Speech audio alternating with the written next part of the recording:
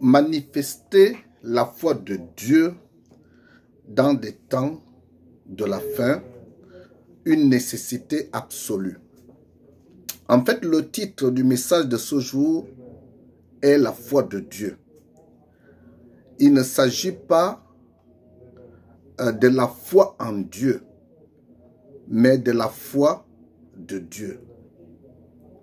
La foi de Dieu, de quoi s'agit-il exactement, bien-aimés dans le Seigneur? Le message de ce dimanche est une interpellation. Il n'est pas question de montrer ici qu'il y a deux fois, car nous lisons dans Éphésiens chapitre 4 verset 5 qu'il y a un seul Seigneur, une seule foi, un seul baptême.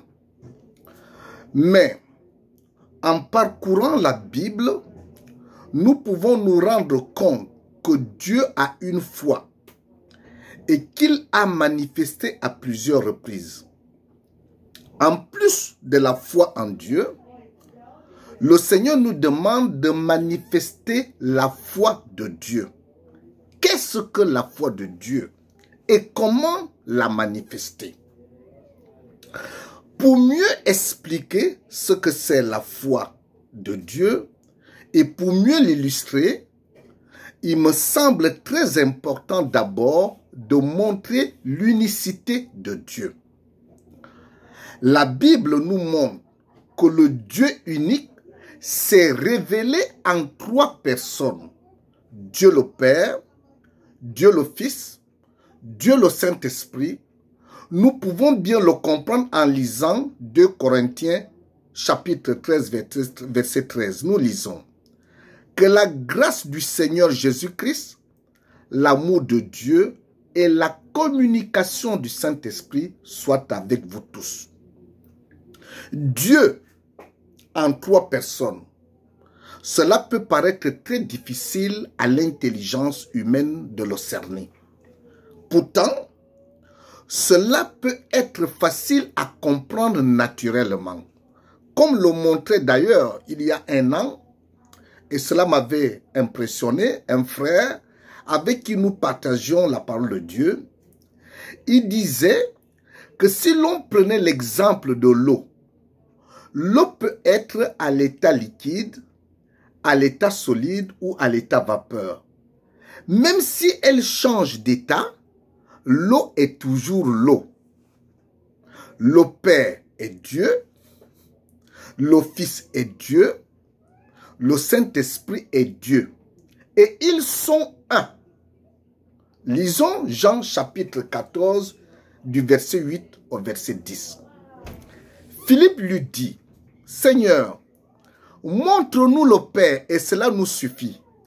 Jésus lui dit: il y a si longtemps que je suis avec vous et tu ne m'as pas connu, Philippe. Celui qui m'a vu a vu le Père. Comment dis-tu, montre-nous le Père? Ne crois-tu pas que je suis dans le Père et que le Père est en moi? Les paroles que je vous dis, je ne les dis pas de moi-même, et le Père qui demeure en moi, c'est lui qui fait les œuvres. Alors, nous arrivons à la conclusion selon laquelle Jésus-Christ, le Fils, est dans le Père et le Père est dans Jésus-Christ, le Fils. Ils sont un, comme Jésus l'affirme encore dans Jean chapitre 10, verset 30.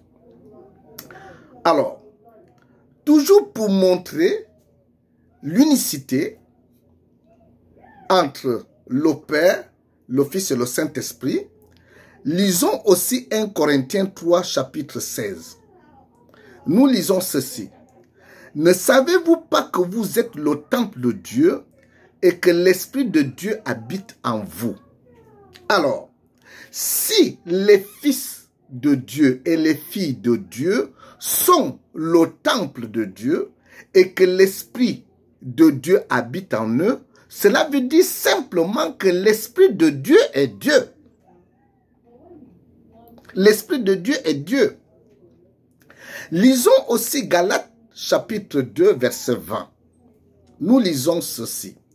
j'ai été crucifié avec Christ, et si je vis, ce n'est plus moi qui vis, c'est Christ qui vit en moi. Si je vis maintenant dans la chair, je vis dans la foi au Fils de Dieu qui m'a aimé et qui s'est livré lui-même pour moi. Alors, Christ vit en Paul. Pourquoi? Parce que Paul est le temple de Dieu et que l'Esprit de Dieu habite en lui. On peut donc conclure que Paul est le temple du Fils qui est Dieu. Paul est le temple de l'Esprit qui est aussi Dieu. En d'autres termes, le Père qui est Dieu a une foi, le Fils qui est Dieu a une foi, le Saint-Esprit qui est Dieu a aussi une foi. Que dit la parole de Dieu au sujet des fils de Dieu et des filles de Dieu que nous sommes? Puisqu'il s'agit de montrer ici l'importance de la foi de Dieu que le Seigneur nous demande d'avoir dans ces temps de la fin, de la manifester véritablement dans ces temps de la fin. Que dit la parole de Dieu au sujet des fils de Dieu et des filles de Dieu que nous sommes? Lisons Psaume 82, verset 6. Nous lisons ceci. J'avais dit, vous êtes des dieux, vous êtes tous des fils du Très-Haut. Ah, vous êtes des dieux, vous êtes tous des fils du Très-Haut. En d'autres termes, si nous sommes des dieux, nous avons de ce fait la foi de Dieu. Avec la foi de Dieu, on commande, on décrète, on met de l'ordre, on réprime, on rétablit. On ne vit plus en victime expiatoire. On ne subit plus. Que cela soit la maladie, que cela soit la mort, que cela soit les mauvais esprits, que cela soit les sorciers, que cela soit la magie, etc. On ne doit plus subir lorsqu'on a la foi de Dieu. Je n'ai pas parlé de la foi en Dieu. Je dis la foi de Dieu. Lorsque nous, les enfants de Dieu, les fils et les filles de Dieu, nous avons la foi de Dieu, avec la foi de Dieu, on commande, on décrète, on met de l'ordre, on réprime, on rétablit. On ne vit plus en victime expiatoire. On ne subit plus. Dans Luc 17, du verset 5 au verset 6, nous lisons. Les apôtres dirent au Seigneur, augmente-nous la foi. Et le Seigneur dit, si vous aviez de la foi comme un grain de sénévé, vous diriez à ce sycomore, déracine-toi et plante-toi dans la mer et il vous obéirait. C'est cela la manifestation de la foi de Dieu. Au commencement, nous pouvons admirer la foi du Père. Lisons-le dans Genèse chapitre 1 verset 3. Genèse chapitre 1 verset 3. Dieu dit que la lumière soit et la lumière fut. La parole de Dieu plus haut dit qu'il y avait des ténèbres à la surface de l'abîme. Et c'est dans cet environnement ténébreux que le Père a décrété la lumière. Quelle foi! C'est cela la foi de Dieu le Père. Bien-aimé, ne peux-tu pas avoir la même foi? Ne peux-tu pas avoir la même foi où tu décrètes? Où tu déclares quelque chose et ce que tu déclares s'accomplit.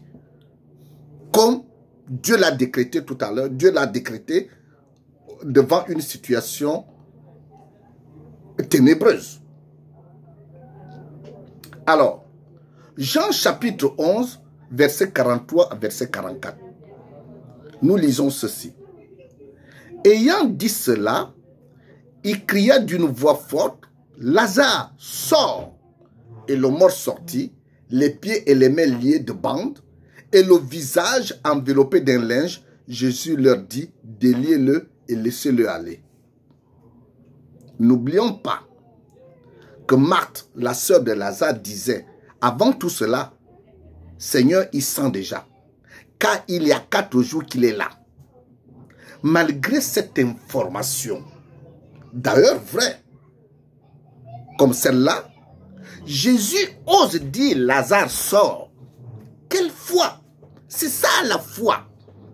C'est cela la foi de Dieu le Fils, qui dit dans une situation d'impossibilité, dans une situation où un être humain est en décomposition, il déclare, il dit à cet être humain, sors. C'est cela la foi de Dieu le Fils. Ne peux-tu pas avoir la même foi, bien-aimé, dans le Seigneur?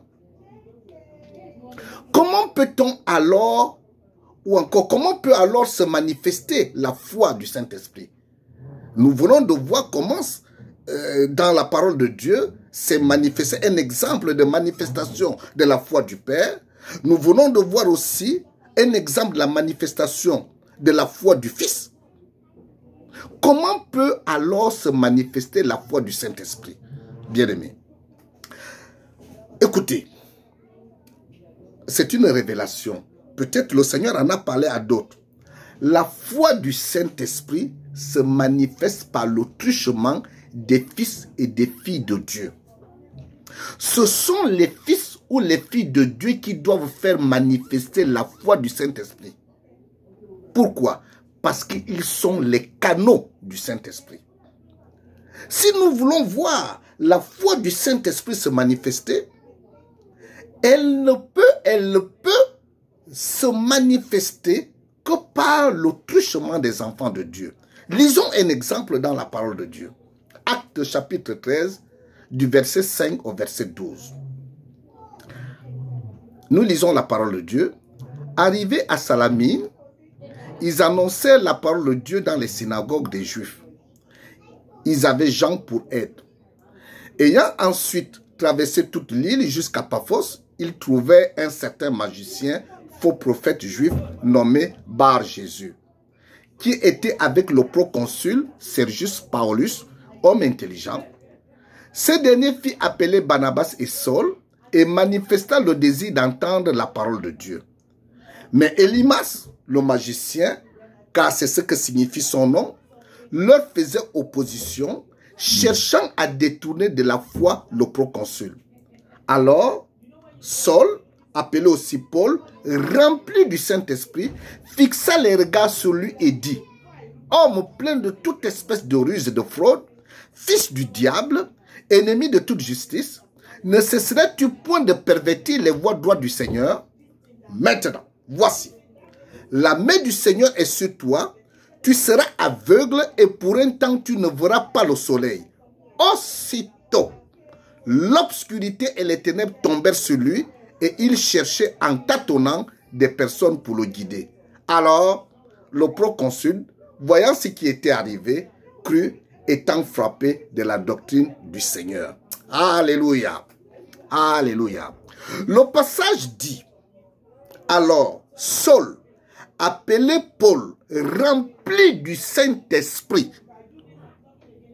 on dit bien, rempli du Saint-Esprit, nous comprenons qu'il ne s'agit plus de Paul, mais du Saint-Esprit. Paul n'est qu'un canal pour que se manifeste la foi du Saint-Esprit. Nous pouvons comprendre pourquoi lui-même Paul affirme que ce n'est plus lui qui vit et que c'est Christ qui vit en lui. C'est l'Esprit de Dieu qui vit en lui et qui agit.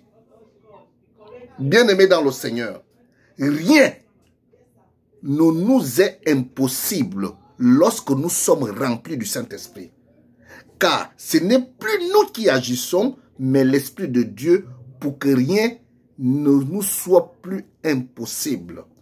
Alors, nous pouvons manifester la foi de Dieu. Nous sommes des dieux selon la parole de Dieu. La foi de Dieu, elle est vive. Lorsque nous sommes bien-aimés, si nous sommes remplis continuellement de l'Esprit de Dieu, nous pourrons bien évidemment manifester la foi de Dieu en vue de changer le cours des situations, en vue de changer des événements, en vue de changer des faits, en vue de changer des réalités qui ne sont pas conformes à la volonté de Dieu. C'est ce que l'on entend, la foi de Dieu. Je n'ai pas parlé de la foi en Dieu, mais les deux vont ensemble. Parce que la foi en Dieu nécessite quoi? La foi en Dieu nécessite obéissance, fidélité. Les deux vont ensemble. Ça, c'est clair. Bien-aimés dans le Seigneur, soyons remplis continuellement, je dis bien, soyons remplis continuellement de l'Esprit de Dieu pour manifester la foi de Dieu en vue de changer le cours des situations, en vue de changer des événements, en vue de changer des faits, en vue de changer des réalités qui ne sont pas conformes à la volonté de Dieu. Que la grâce du Seigneur Jésus-Christ, l'amour de Dieu et la communication du Saint-Esprit soient avec vous tous. Amen.